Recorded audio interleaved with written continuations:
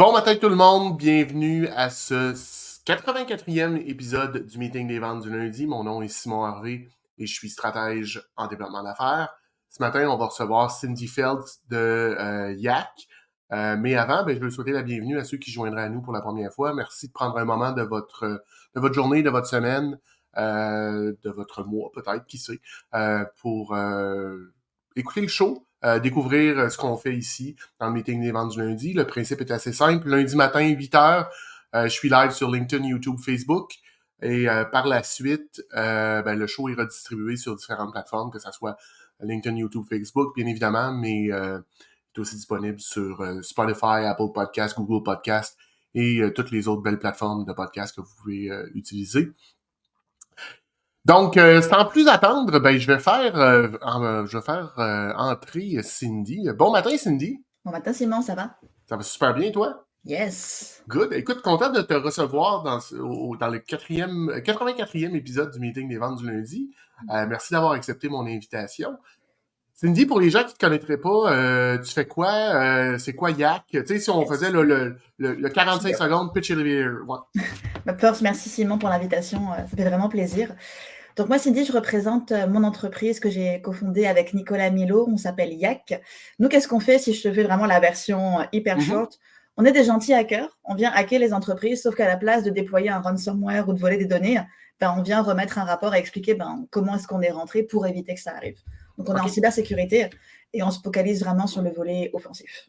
Donc vraiment ce qu'on appelle les penetration tests, ces choses-là. Exactement, ouais, c'est ça. OK. Et du côté, dans les termes de hacking, vous êtes des white hats et pas des black hats. C'est ça. D'accord. Ouais. Je rajoute juste quelque chose rapidement parce que souvent on se fait poser la question dans les 5 à 7. On le fait avec un contrat du client d'abord. C'est pas on hack les entreprises de façon random et après on leur dit hey, il y en a qui font ça. Là c'est gray. Ben, éthiquement, Cindy, si une entreprise qui fait ça, mettons moi, là, mon site web, mes trucs, je me fais hacker par une entreprise ABC Hacking, par exemple. J'ai pas donné de contrat. Comment tu perçois ça? Alors, sur des réseaux internes, c'est notre game. Là, pour les sites web, il y en a qui font ça et qui vont écrire hey, j'ai trouvé telle affaire et qui espèrent une récompense ou quelque chose. C'est limite. Mettons qu'il y a des entreprises qui le permettent, ce qu'on appelle les programmes de bug bounty. Les grandes entreprises en font et le gouvernement du Québec l'a mis en place il n'y a pas si longtemps que ça. Où effectivement, là, c'est une invitation. Venez, vous trouvez, voici combien vous aurez. Mais une entreprise, out of nowhere, surtout si tu es une entreprise, c'est quelqu'un qui le fait tout seul. Je ne dis pas que c'est mieux, mais c'est un peu moins contrôlé. Mais quand tu es une entreprise, non, prends le contrat d'abord. Et en plus, même d'un point de vue stratégie d'affaires, tu n'as aucune garantie que le client va te payer, il ne va pas te poursuivre. Non, mais c'est ça. Je ne le recommanderais pas. D'accord. Question que j'avais, YAC. Le YAC, c'est un animal? Yes. Si je ne me trompe pas. Ouais. C'est quoi le lien avec le hacking? Alors, il y a eu plusieurs points. Déjà, YAC, forcément, ça ressemble à hack. Oui. On aime la vibe de l'animal. C'est un animal qui est quand même relativement tranquille de base, mais tu n'as pas envie de le tanner avec ses cornes. C'est une philosophie qui vient bien avec. C'est un nom qui est quand même punchy et qui est court. Et c'est un mot, j'ai oublié le nombre de points qui vaut au Scrabble, mais c'est un mot de la langue française qui fait qu'on a pu s'incorporer avec ce nom aussi. Ah, d'accord. Ce qui est toujours, tu sais, puis on ne se le cachera pas, c'est toujours un défi, là. Je faisais un post la semaine dernière, mais trouver un nom original, le nom de domaine est disponible, tout ça. Ouais. Et pour demeurer en règle vis-à-vis l'Office de la langue française, on rajoute une couche de complexité à toutes les fois. Donc ça a marché, on est passé par YAC tout seul. Officiellement, on est YAC Sécurité, parce que YAC, ça ressemblait à trop d'autres noms, mais notre petit nom au quotidien, c'est YAC. C'est YAC. Puis là, tu me parles de YAC, et pour ceux qui nous écoutent en audio, ne le voient pas nécessairement, mais Cindy porte un superbe hoodie sur lequel il y a un panda, il y a un hashtag qui est écrit « Sauvons les pandas ». Yes. Fait que là, le curieux en moi se pose beaucoup de questions. Yes, en fait, pour l'anecdote, c'est qu'il y a quelques mois, on avait sorti sur un article de blog un peu un guide avec 5 conseils sur la cybersécurité. Mais pour casser un petit peu le volet très corporate de la façon dont c'est écrit en général, on l'a fait un petit peu plus drôle. Et il y avait un des conseils, ça commençait par un panda meurt dès que quelqu'un utilise le mot de passe 1, 2, 3, 4, 5, 6. Après, on parle des passwords. Ça a fait rire pas mal le monde. On a comme lancé en joke le hashtag Sauvons les pandas. Et samedi, le 16 mars, c'était la journée internationale du panda. Ah, Ce qui fait d'accord. qu'on a décidé de sauver les pandas pour vrai et on a lancé une cagnotte. On incite justement les gens à donner pour sauver les pandas et il n'y a qu'à donner 1022 $ qui correspond au nombre de vulnérabilités de Microsoft en 2023. Ah, OK, Donc, j'aime le petit clin d'œil. je pourrais mettre le lien dans le chat par Ouais, la mais suite. si tu peux le mettre ou me l'envoyer. C'est sauvonslespandas.com. On Ah parlait oui, d'acheter des DNS, on a poussé loin là. OK, fait que moi, si je veux aller donner des sous aujourd'hui ou plus tard cette Ouais. semaine, je vais sur sauvonslespandas.com. Yes. Ça Puis je redirige peux. vers la page de WWF. OK, donc c'est la World Wrestling Federation? Non? Non, je suis trop vieux. Je Ça sais même s'appelle pas plus ce que ça veut dire WWF, mais c'est exactement le petit logo avec les pandas. Ouais. En fait, pour la. Moi, je suis un puits sans fond de choses inutiles, mais la WWF, jadis, naguère autrefois, quand j'avais une dizaine d'années, c'était la lutte. Et ils ont changé pour WWE, donc World Wrestling Entertainment, Okay. parce qu'il y a eu un conflit au niveau des marques. Tu vois, où est-ce que, j'en parle souvent, mais l'importance d'avoir une marque claire, Ouais. Ah oui, il y a des noms qui se ressemblent des fois. tu le perds. Cindy, comment t'en es venu à lancer ton entreprise? C'est quoi ton parcours? Qu'est-ce qui fait que aujourd'hui t'es entrepreneur? J'ai un parcours, je veux dire atypique, mais de nos jours, l'atypisme est devenu la norme. De plus en plus, on est moins sur des Ouais. parcours linéaires. Moi, à la base, j'ai étudié en vente et marketing, puis je suis allée dans l'hôtellerie, donc absolument aucun rapport avec la cybersécurité.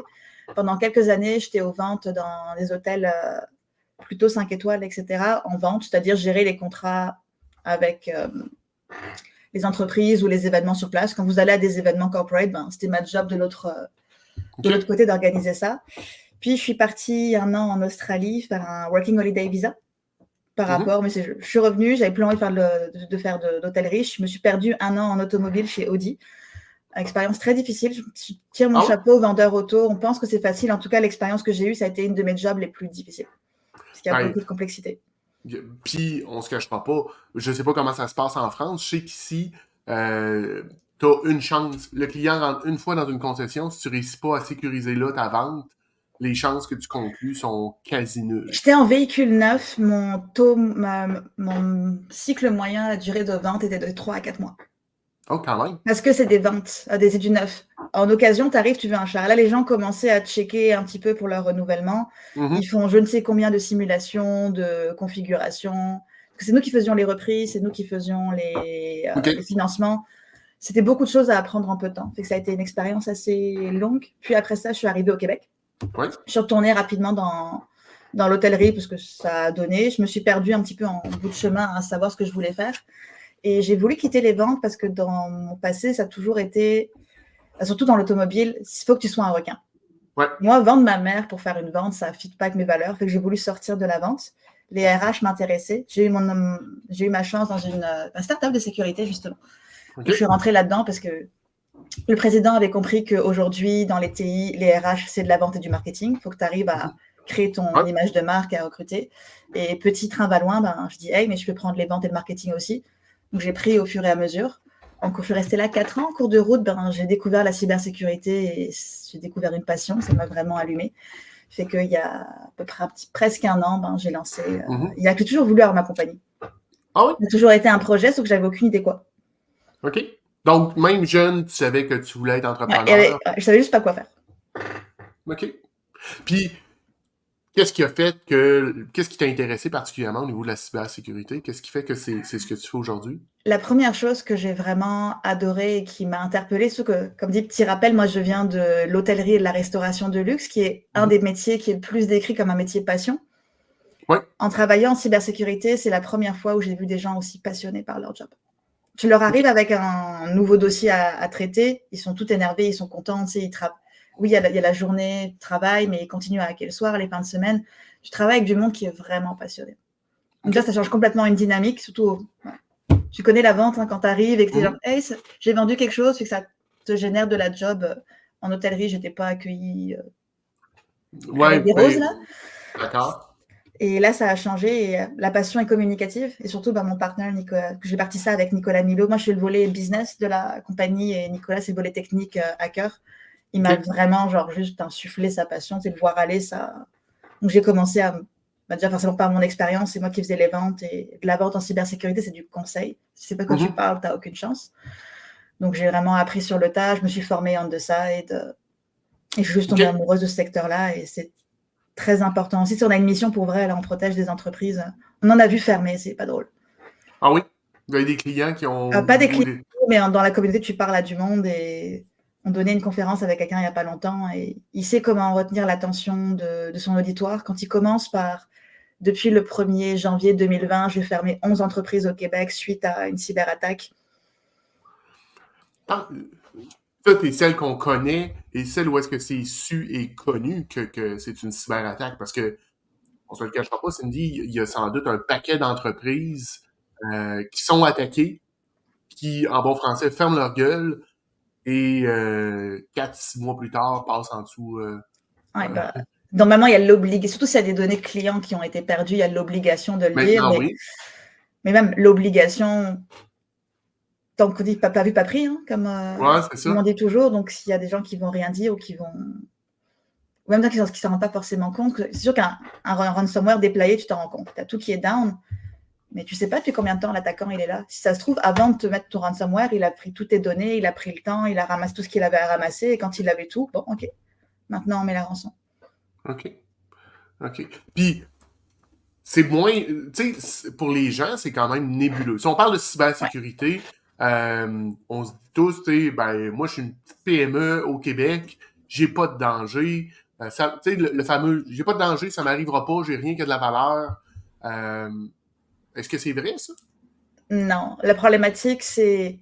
Alors, déjà, je vais y aller sur deux volets. La première, peut-être que toi, tu as l'impression que tu n'es pas important, mais tu es le fournisseur d'une grosse entreprise.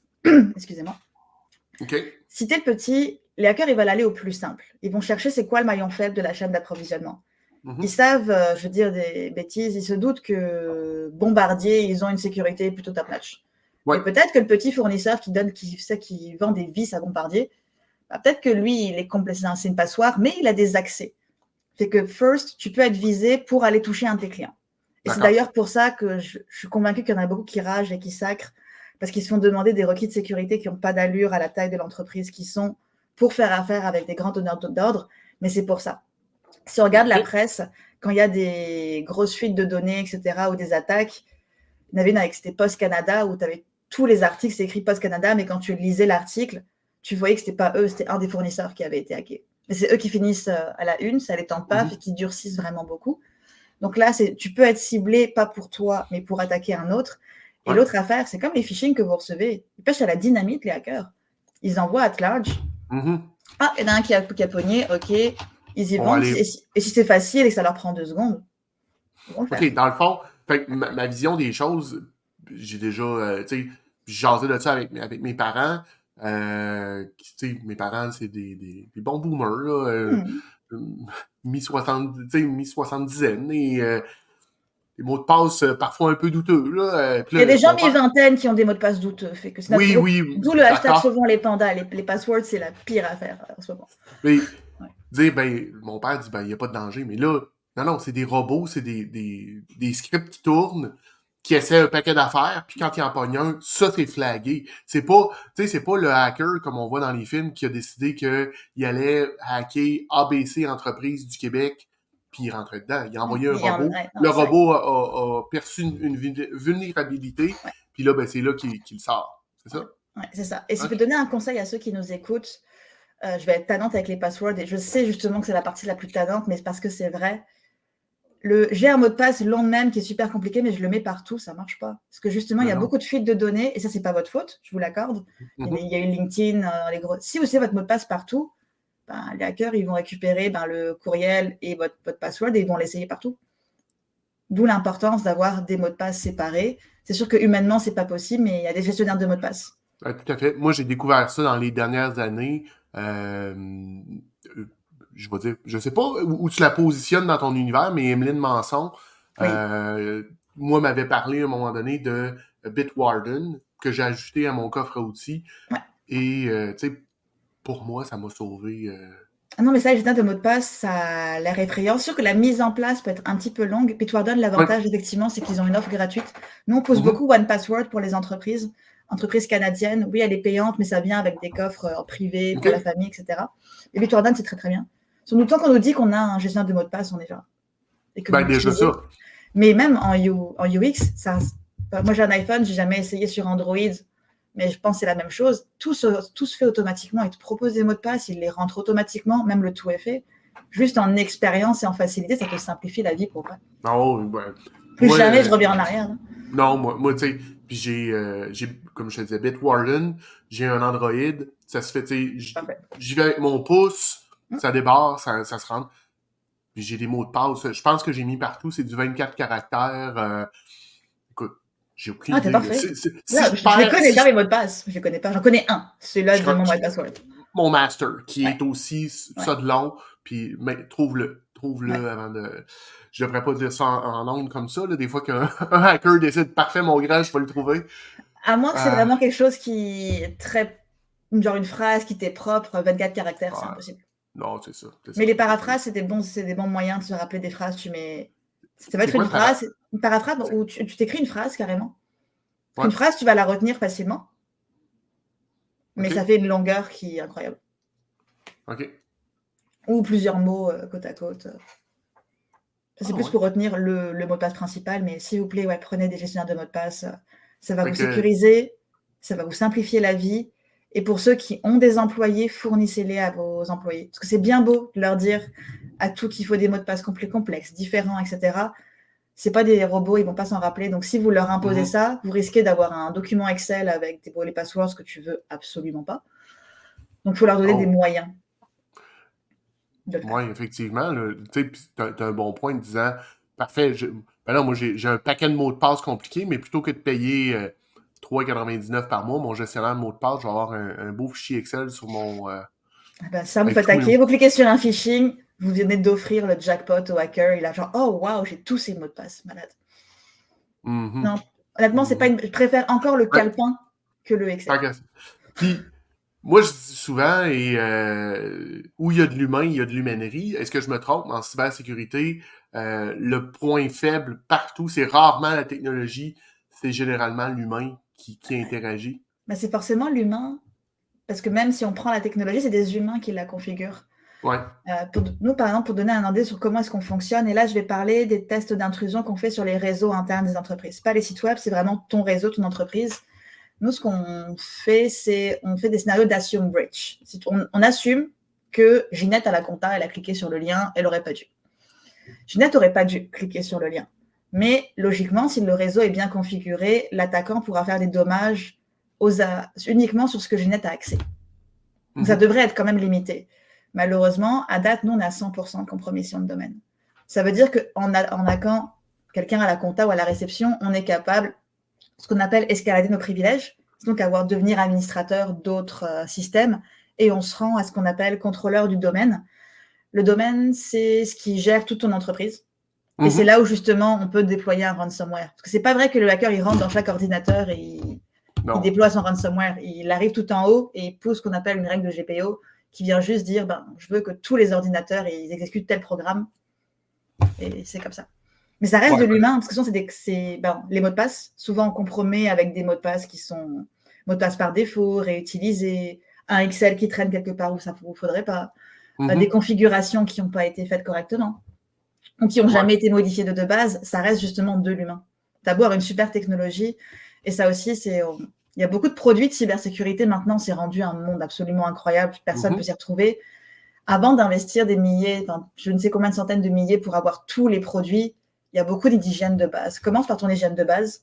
Il y a des OK. produits que tu n'as pas le choix, comme ce qu'on appelle un EDR, c'est les antivirus ou stéroïdes. Mais avant Mhm. d'acheter plein de patentes, commence par ta sécurité de base. Que tu peux avoir tous les produits du monde, si ta sécurité de base, elle n'est pas bonne, et j'aime faire l'analogie. Mettons, tu protégeais ta maison, tu as pris une porte blindée, des caméras, tout ce que tu veux, mais tu as laissé la porte de derrière ouverte. Ça sert à rien. Exactement. OK. OK. Intéressant. Écoute, c'est un monde fascinant, on va se le dire, là, puis Ah, c'est le fun. c'est pas une question de quand, en fait, c'est pas une question de si on va se faire hacker, mais c'est une question de quand. Je pense que tout Exactement. le monde, tu sais, tout le monde ici, tout le monde qui nous écoute, un moment ou un autre, on va se retrouver dans une situation où est-ce que on va avoir été compromis. C'est quasi une certitude. Fait que, belle sécurité d'emploi pour vous autres, par exemple. C'est sûr qu'on a de la job, mais juste même dans la façon de penser, je ne sais pas si tu avais eu le même réflexe, mais il y a 1 ou 2 semaines, il y a back-à-back, il y avait Meta et LinkedIn qui ont été down. Et Meta, la façon dont c'était fait, c'est qu'ils te refusaient ton password. Tu essayais de te connecter et ils disaient que c'était pas valide. Quasiment tout le monde a pensé que c'était fait hacker leur compte. Premier réflexe, ça a été je me suis fait hacker mon compte. Pourquoi? Parce que c'est une possibilité, donc arrange-toi pour que ton mot de passe, justement, soit bon avec un 2FA. C'était le premier réflexe. Tout le monde s'est dit, oh, je me suis fait hacker mon Facebook. Ouais. Puis le two-factor authentication, ça demeure que, tu sais, ça peut paraître chiant les premières fois, mais... Pas si tu as ton gestionnaire de mots de passe qui va te les enregistrer automatiquement. Effectivement. Tu sais, moi, avant d'avoir mon gestionnaire de mots de passe, je ne touchais pas à ça parce que je disais, là, j'ai pas juste ça à faire, puis Et là, c'est rendu merveilleux. Ouais. Et ça protège, selon Microsoft, 99,9% des attaques. Ouais. Oui, tu peux faire une attaque sur un 2FA, c'est pas inviolable, mais ça demande de l'effort de l'attaquant. Pour ceux qui pêchent à la dynamite, ils vont passer au prochain appel. Oh, il y a un 2FA, ok, next. Ben, c'est ça. Pour un peu ce qu'on disait tout à l'heure, si c'est... il vérifie, puis comme tu dis, c'est la loi du moindre effort. Par contre, s'ils visent ton entreprise, même si c'est un two-factor authentication, ils vont quand même... Ils vont pouvoir... Tu sais, quelqu'un qui voudrait rentrer chez Bombardier, même s'il y a un 2FA... Ah, tu sais, la Russie ou la Chine, ce qu'on dit des fois en joke à nos clients, si tu as un nation state actor qui après toi, désolé, il n'y a personne qui peut rien pour toi, il va rentrer, tu sais. Ils sont rentrés dans le gouvernement américain, etc. Si tu as vraiment quelqu'un de très mal intentionné qui a le temps et l'énergie, ben, ça lui prend 8 mois, il va attendre 8 mois. Le temps, l'énergie, puis évidemment le cash pour... Mais c'est pas la majorité de nos entreprises, là. Non, c'est ça. On a Loïc qui nous met un commentaire, il dit qu'il y a un nouveau virus en Europe. Lorsque tu copies un IBAN pour faire tes paiements bancaires, il te colle un autre numéro de compte. Écoute, j'ai vu passer quelque chose là-dessus, mais je l'avais pas lu encore, la news. C'est quand même particulier. Ça, si je comprends bien, dans le fond, c'est que tu copies ton numéro de compte et quand tu le recopies, quand tu le colles, c'en est un autre. Fait que tu envoies l'argent à un mauvais endroit. Hey, c'est élaboré, ouais. C'est crasse. Bah, le conseil, c'est vérifier. Surtout ceux qui sont en Europe, vérifier avant de cliquer sur Send. Écoute, toujours vérifier. Ouais. Toujours vérifier. Même des erreurs de copier-coller, ça peut arriver. La technologie est là, puis ils vont sur la loi du moindre effort. Donc, on continue, Cindy, dans le fond, comment on est venu à te lancer? C'est quoi le processus qui a fait que tu t'es lancé? C'est quoi un petit peu les étapes que vous avez prises, Nicolas et toi, pour lancer YAC?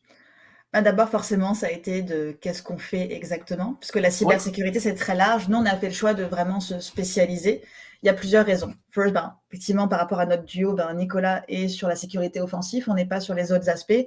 Et surtout, on a voulu vraiment être spécialisé pour plusieurs raisons. Un test d'intrusion, ça reste une fois, c'est plus sexy qu'un audit Excel, mais ça reste un audit. On check c'est quoi ta sécurité. Si on est aussi ceux qui mettons en place les recommandations, je trouve qu'il y a un petit conflit d'intérêt. Okay. Parce que je check ce que je fais.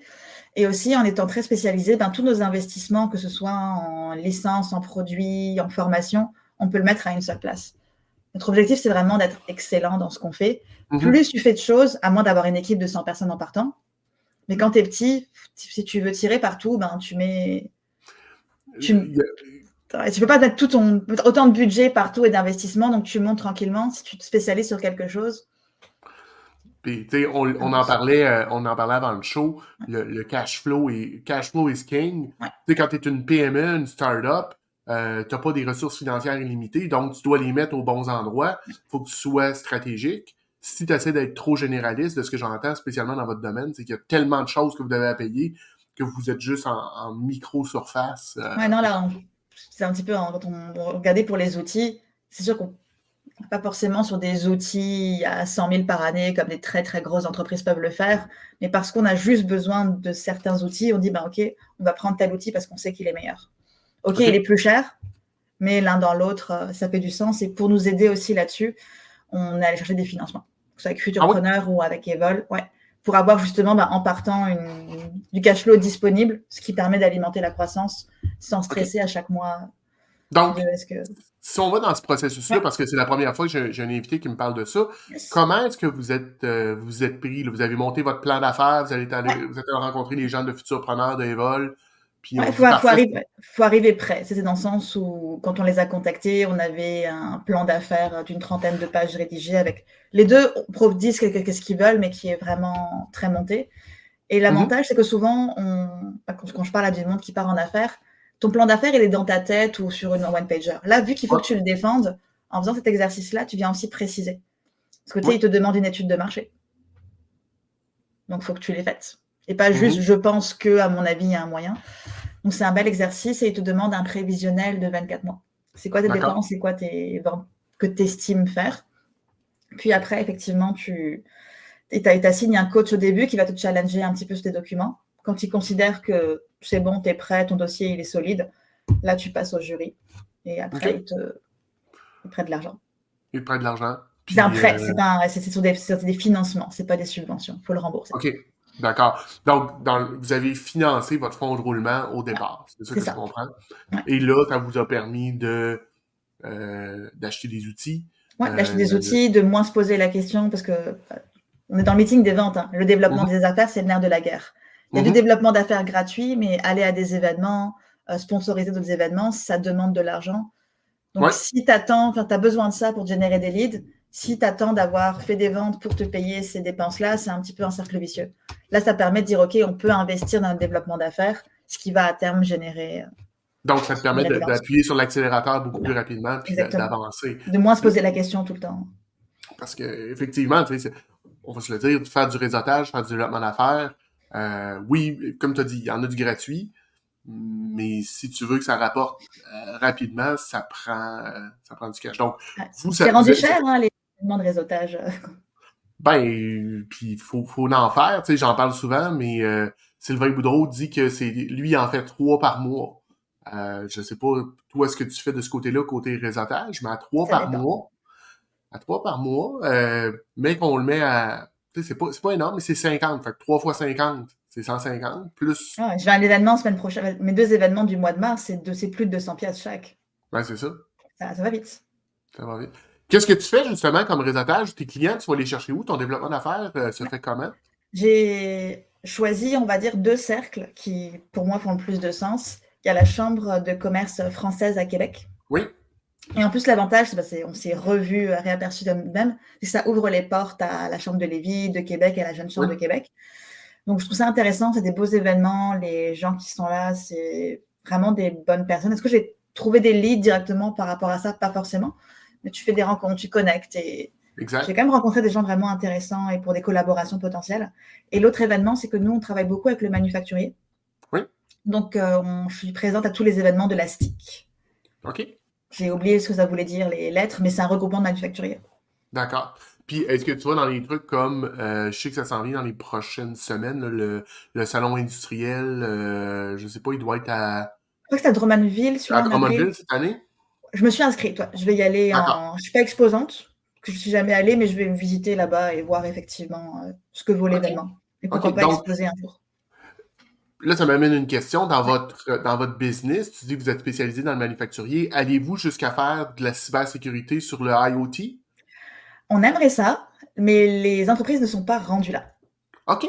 Pour Fait que, l'instant, ouais, ce qu'on va vraiment regarder, c'est des tests d'intrusion, on va dire, global. ouais. Est-ce qu'on est capable? Parce qu'au final, oui, si on hack l'entreprise, on va être capable d'arrêter la chaîne de prod. Mais c'est comme sur ce qu'on fait, on pourrait aller beaucoup plus loin. Et ce que les très grandes entreprises font, de ne pas faire de assume breach, c'est vraiment de dire, OK, on essaie de te hacker, tous les coups sont permis. On peut faire de la d'intrusion physique, rentrer dans les Mhm. bâtiments, faire nos campagnes d'ingénierie sociale, etc. Mais tout ce temps-là, c'est du temps qui est facturable. On parle souvent de budget de entre 80 et 100 000 pour ce type de test. Les PME québécois ne sont pas rendus là. Dans la majorité des cas, on fait le premier test.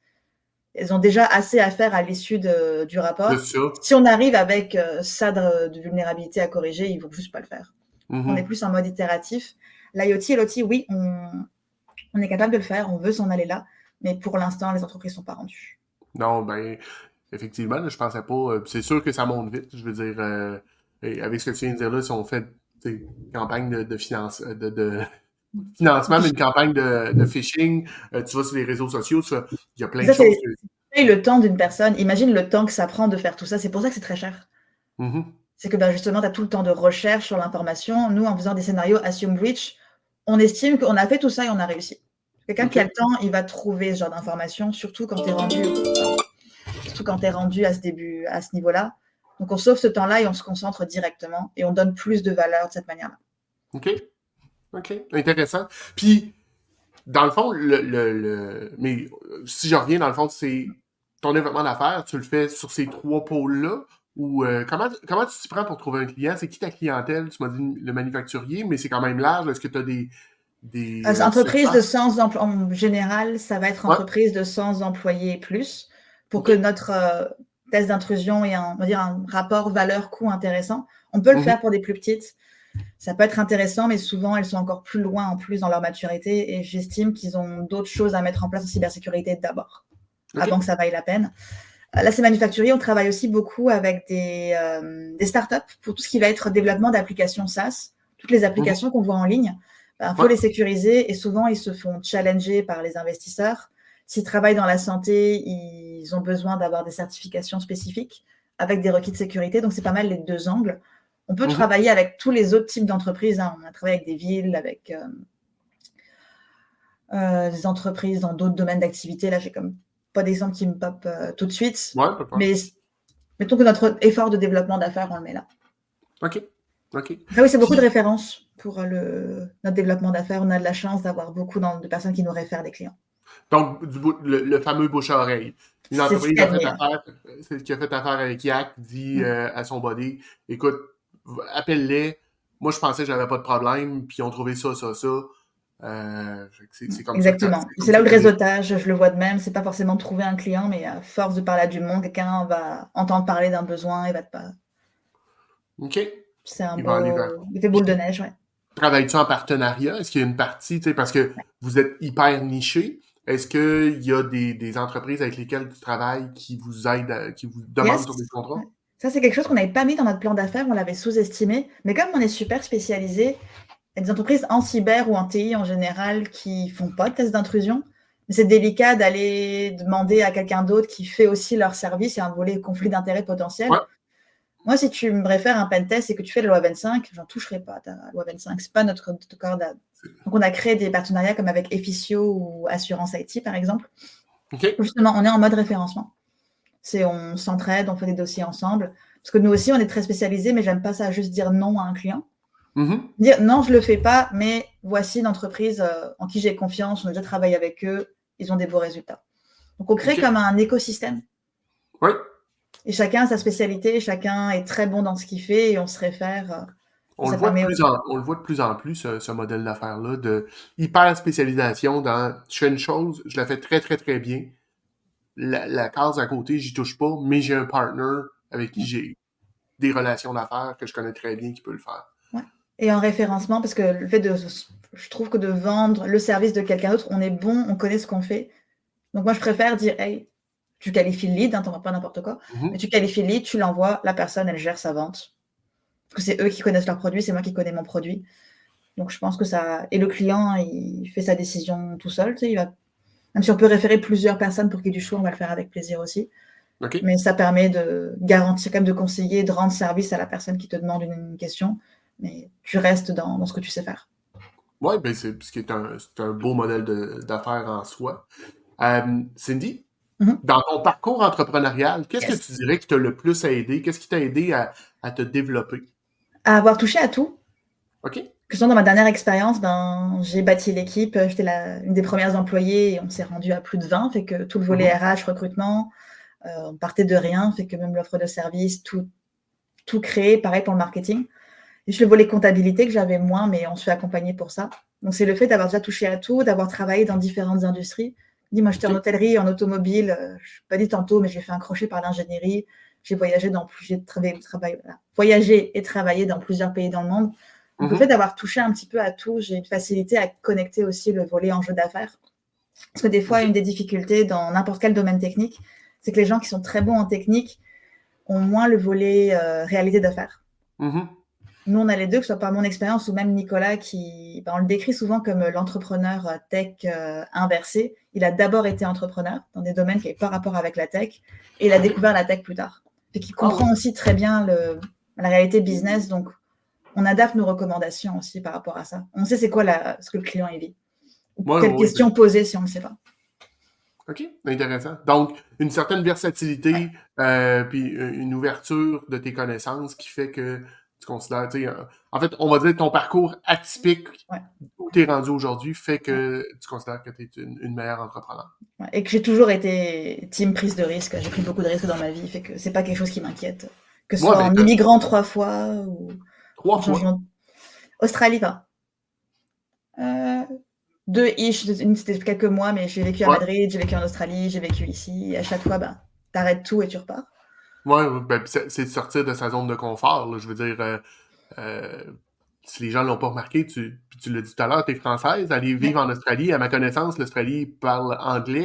Et c'est un anglais qui peut être un peu particulier. Là. Il y a des petits... Si tu es dans les grandes villes, ça va. Quand tu commences à voyager et que tu pars vers le centre, t'es mieux d'être attentif, là. T'apprends, tu te fais challenger. C'est même pas les accents, c'est qu'ils ont beaucoup de particularités de mots comme... Genre, Australie, ils disent Aussie.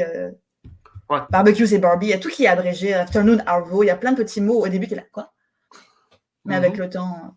le slang est toujours... oui. C'est là que tu découvres que tu peux parler une langue. C'est quand tu comprends ce slang-là. Puis tu peux et quand tu fais une joke. Quand tu crées une joke dans une autre langue, c'est là où tu comprends que ton cerveau, il a basculé. Je sais pas pour toi, moi je l'ai vécu en fait, j'ai fait cette réalisation-là quand je me suis réveillé un matin, puis j'ai réalisé je viens de rêver en anglais. Je pense en anglais, ouais. Depuis l'Australie, mon cerveau a jamais rebasculé, je pense en anglais. Ah ouais? C'est weird, ouais. OK. Tu vois, moi depuis, je le dis souvent, mais depuis le début des années 2000, je vis en anglais. Mais bon, j'habite au Québec, mais ma vie, oui, comme toi, ce qui se passe dans ma tête est beaucoup plus en anglais qu'en français. Tu feras attention, tu t'en rends pas compte un coup, mais à un moment donné, tu te parles et tu fais « Je me parle-tu en anglais? » En fait, moi, j'ai un petit flou artistique. Dans ma langue interne, j'ai un petit flou artistique, c'est la moitié français, la moitié anglais. Puis, on va très, très bien.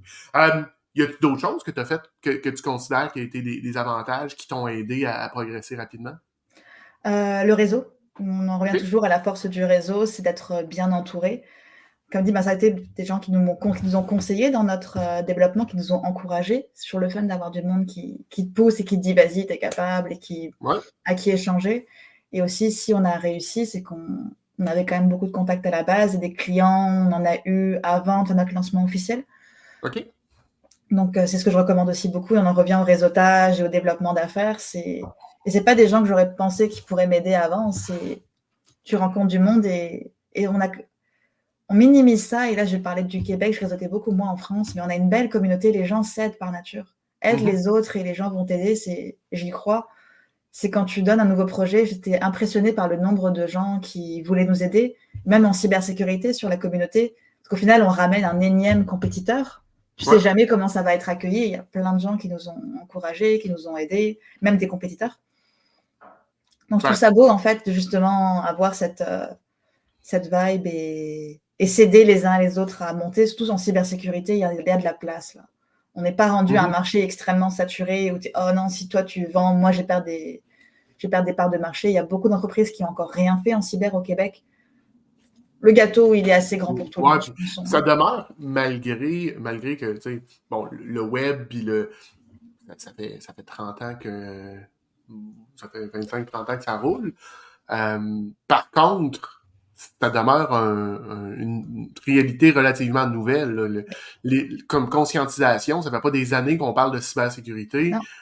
C'est sûr que quand j'étais chez Canadian Tire, au début des années 2000, ils commençaient à nous parler de faire attention à nos passwords, puis barrer nos écrans quand on quittait notre poste de travail. Mais c'était à peu près tout. Ouais, mais c'est comme ça aussi le manufacturier, c'est un des enjeux, c'est quand tout leur réseau a été monté, on remonte à quelques dizaines d'années, on n'en parlait pas de cyber. Et c'est différentes personnes qui ont pris le rôle directeur TI et souvent, ils sont, même encore aujourd'hui, ils ne sont pas assez nombreux pour la job qu'il y a à faire. On arrive avec des réseaux patchwork qui ont été mal configurés dans les années 2000. Et après, ils ont rajouté par-dessus. Forcément, il y a des trous, il y a des failles. OK. Parce que c'est pas dans leur priorité de se dire « Hey, on va arrêter aujourd'hui, se poser la question et on va tout mettre correctement. » Ils n'ont pas le temps. Ils n'ont pas le temps. Et c'est comme dans les recommandations, les mises à jour, ça marche pas. Ça. On parle de réalité d'affaires. On peut pas dire à un manufacturier « OK, faut que tu mettes tout à jour. » Parce que tu as des machines dans l'usine qui se mettent plus à jour depuis un bout. Pour la mettre à jour, il faut que tu investisses une coupe de millions pour remettre toutes tes machines à jour. Alors oui, dans un monde idéal, fais ça, mais c'est pas une recommandation qui est réaliste demain matin. Donc, qu'est-ce qu'on fait pour essayer de mitiger le risque? Mets-les dans un coin toute seule, par exemple. Mais là, sur un réseau... isolé pour qu'au moins, si jamais elle se fait attaquer, elle se fait attaquer toute seule et pas toute son entreprise. Mais c'est justement de comprendre la réalité. La cyber doit aider l'entreprise à faire sa business. Parce qu'on revient à ce que je disais tout à l'heure, mais cash flow is king. Même une PME de 100 employés qui roule 125 millions par année n'a pas un cash flow infini. À un moment donné, ils ont un budget et ils disent on peut investir ça. Ouais, ça, c'est un point, mais ils sont peut-être challengés par leurs employés qui demandent des augmentations de salaire. Il y a un nouveau produit, une nouvelle machine. Ils ont plein d'autres besoins en même temps et on le comprend. Donc, c'est ça qu'il faut regarder aussi. Aujourd'hui, qu'est-ce que tu peux faire pour au moins mitiger ton risque? Et après, dans les 3 années qui suivent, ce serait intéressant de faire ça. Et dans ce cadre-ci, on irait même le jumeler à... C'est un projet de transformation numérique et en tête que tes machines, ce serait le fun de les changer. C'est de le voir global et de ne pas juste penser cybersécurité. OK, c'est intéressant. Donc, puis vous, dans cette YAC, dans tout ça, vous occupez de vraiment identifier où sont les risques. Ensuite de ça, vous passez vous passez la POC à quelqu'un d'autre pour on reste dans le décor, on a rajouté des heures de consultation avec le client donc pour les aider à agir, pour brainstormer sur les recommandations dans leur contexte ou pour avoir on peut leur montrer des outils gratuits intéressants également qu'ils peuvent utiliser eux-mêmes pour un petit peu avoir une meilleure connaissance de leur cyber par eux-mêmes, sans devoir tout le temps appeler un consultant externe. Mais l'idée, c'est que nous, on ne met pas en place les recommandations. On peut recommander des outils, par exemple, tout ce qui va être EDR. EDR, c'est des antivirus sous stéroïdes, c'est ce qu'on a maintenant dans les entreprises. On peut dire lequel fait le plus sacré Nicolas. OK. Mais on ne revend pas le produit, fait qu'on n'est pas en train de te pousser un produit pour se faire une cote. Mais on va juste te dire lequel on passe, genre, il remarque rien. Ou... On fonctionne au sacre de Nicolas, c'est notre barre de... Ah oui, OK. Plus il sac, meilleur est le produit. Ouais, c'est ça. OK. Puis, si je te demandais, c'est quoi les recommandations, là? Tu dis la base qu'une PME au Québec devrait avoir. On a parlé d'un gestionnaire de mots de passe. Est-ce qu'il y a d'autres choses là, que tu pourrais nous recommander rapidement? Attends, juste regarder mon récap. Je donne justement une conférence demain pour une TPE sur les points. Donc, gestionnaire de mots de passe, c'est MFA. Honnêtement, si vous en retenez que un, gestion de votre mot de passe et vous assurez que vos employés le font aussi. On a parlé de l'EDR sur l'ordinateur. C'est hyper important. Ça vient quand même bloquer beaucoup d'attaques. Et les prix ne sont pas si élevés que ça. On a eu une surprise avant avec Nicolas, c'est nos laptops personnels. On avait des antivirus, sur Mac. On mettait également des antivirus sur Mac. On avait des choses basiques et on paye le même prix pour du professionnel. Fait que ce n'est pas forcément si coûteux. Les backups. Et pensez à backuper votre cloud aussi. Oui, hein? Parce qu'on se dit, mais c'est sur Google, Microsoft, Box ou whatever, mais s'il se passe quelque chose, vous perdez quand même vos données. Effectivement, parce que si on regarde les licences d'utilisation sur ces plateformes-là, eux, ils nous offrent de l'espace. Mais si on se fait hacker puis que le hacker wipe tout ça, ils ne sont pas responsables de nous refourner nos données. Non. Donc, avoir des solutions de backup sur vos laptops, sur vos ordinateurs en général, sur vos serveurs et sur le cloud. On oublie souvent le cloud en se disant, on est safe. Non. Et il existe, nous, c'est Cloud Ally qu'on utilise, par exemple. Il y a des solutions qui existent pour backuper ton cloud. OK. Donc, ça, c'est vraiment important. Si tu te fais hacker, justement, mais que tu as un bon backup, que tu as testé pour voir si tu y accèdes bien, tu wipes tout et tu recommences. Mais là où l'entreprise ferme souvent, c'est que les backups ont été compromis. Ta propriété intellectuelle, tes données clients, ça peut tuer ton entreprise littéralement. Donc, les backups sont extrêmement importants. OK. Je n'irai pas trop dans le détail, mais ceux qui sont un peu plus techno, allez mettre votre site web derrière Cloudflare. C'est gratuit. Ça vous protège votre site web de plein d'attaques. Et ils ont d'autres options quand tu es moins de 50 employés comme Zero Trust qui sont intéressantes, mais je vois le temps qui passe et c'est un petit peu long. Mais c'est quand même technique. c'est intéressant quand même de dire. Fait qu'il y a plusieurs choses qu'on doit faire. Si on Ouais. retient le gestionnaire de mots, tu sais, en ordre de priorité, gestionnaire de mots de Oui. passe, si les gens qui nous écoutent ce matin n'avaient qu'une seule chose à faire, c'est allez, mettez ça, mettez-le sur tous vos appareils, puis arrêtez de vous casser la tête. Deuxième chose, Ouais. installez-vous un bon antivirus sur votre poste de travail. Troisième chose, tu as dit, c'était Les backups. les backups. D'avoir des backups. Puis, Commencer par ça va peut-être déjà être mieux. Après, il y a beaucoup d'autres choses que tu peux faire, mais si tu as des bons mots de passe, moins de chances de te faire compromettre. Si tu as des backups, si ça arrive, ben, tu as comme une solution pour récupérer tes données. ouais. Et Puis, je dis ça pro, mais perso aussi. Tu n'as pas envie de perdre tes photos, par exemple. Ça m'est déjà arrivé quand j'étais beaucoup plus jeune où mon disque dur de mon laptop avait lâché et j'avais pas de backup de mes photos et j'ai perdu 3 ans de photos de ma vie. écoute, C'était avant l'époque d'autosauvegarde. moi, ça, c'est un iPhone que j'avais et que j'ai pas fait le backup. Je l'ai échappé dans une flaque d'eau Oupsie. et il est mort.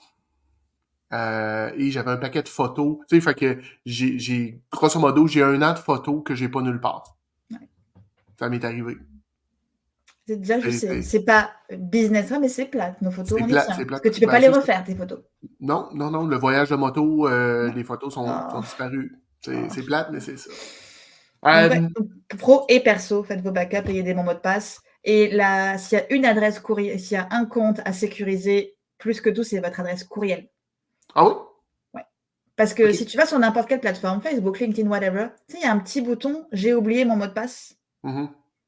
Si votre adresse courriel a été compromise, le hacker y a accès et après, il peut aller sur tous vos comptes et juste faire « J'ai oublié mon mot de passe » et il va se faire shooter les liens de réinitialisation partout et vous perdez tout.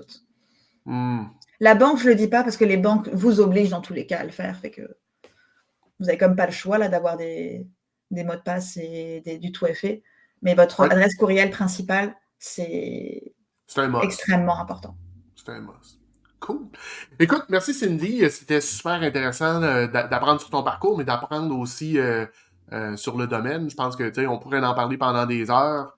C'est tellement un sujet pertinent qui peut avoir un impact majeur sur nos business. Puis tu sais, oui, c'est un show de vente, développement des affaires, mais on s'entend là. Si ta business est pas sécure, tu peux pas vendre. Si tu es en situation de crise, tu es crypto-loqué, oublie ça, là. Ça sert à rien. Bah, je finirais sur un article que j'avais fait sur Vous êtes le maillon faible, où j'avais fait cette analogie-là. Quand tes ventes diminuent, tu sais que ta business, elle est en risque, mais tu as le temps, tu as quand même du temps pour aller mettre en place une stratégie et essayer de remonter tes ventes. Ouais. Si tu tapes un ransomware, c'est du jour au lendemain et c'est fini. C'est une switch, là. C'est pas un gamer, c'est une switch, c'est terminé, merci, bonsoir. Donc, on investit beaucoup dans les ventes pour pas que ce ralentissement arrive. Investissez dans votre cybersécurité parce que c'est encore plus violent. Good. Écoute, Cindy, merci de ta présence. Si les gens voulaient prendre contact avec toi, voulaient communiquer avec toi, comment on peut s'y prendre? Je peux te l'écrire dans le chat. Non, je vais l'écrire dans le chat privé, tu pourras le copier-coller. D'accord. C'est sûr qu'on a notre site web. Sinon, je ne sais pas si mon LinkedIn. Ouais, je vais. Et mon courriel, je mets ici. Je vais le mettre ensuite, là, mais c'est Cindy Feltz. Ouais. Feltz. C'est la meilleure façon, je pense qu'il ne doit pas en avoir 80. Non. Donc, de connecter via LinkedIn. Et je vais le mettre rapidement. Mais je peux chercher mon lien rapidement, sinon. Bon, je vais mettre juste le site web, Cindy, puis les gens pourront communiquer avec toi de cette façon-là. Écoute, Je te remercie, puis on se dit à la prochaine. Yes, merci beaucoup, Simon. Bye. C'était Cindy Feltz de Yak. Vous pouvez la rejoindre à yak.one. Il y a aussi, je l'ai dit tout à l'heure, le sauvonslespandas.com pour son initiative, justement pour sauver les pandas. Et elle peut être rejointe par adresse courriel à Cindy, CYNDIE, @yak, yack.one. C'était le show 84 du meeting des ventes du lundi. J'espère que vous avez apprécié. J'espère que vous avez appris des choses. Si on récapitule rapidement, en fait, Cindy nous disait d'avoir un gestionnaire de mots de passe, un bon antivirus, puis de faire des backups. Je vous le recommande aussi. Donc, allez faire ça ce matin. Puis on se revoit la semaine prochaine pour un autre meeting des ventes du lundi. Bonne semaine tout le monde. Bye!